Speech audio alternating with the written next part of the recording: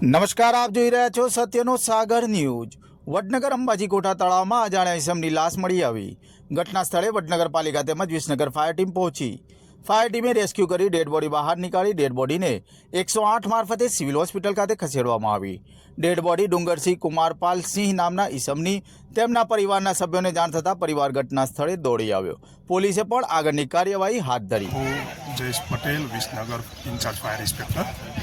અમારે સવારે વડનગર મુકામે 108માંથી કોલ આવેલ કે જે કોઠા તળાવ અંબાજી વડનગર ખાતે તળાવમાં કોઈ અજાણ્યા વ્યક્તિ ડૂબી ગયેલ છે। વિસનગર ફાયર ટીમ ઘટના સ્થળે આવી વડનગર ફાયર ટીમના પણ માણસો આવી ગયેલ હતા। અમારા ટીમ દ્વારા અંદર તળાવમાંથી લાશ બહાર નીકાળેલ છે, જે તેમના રહીશોને સોંપેલ છે।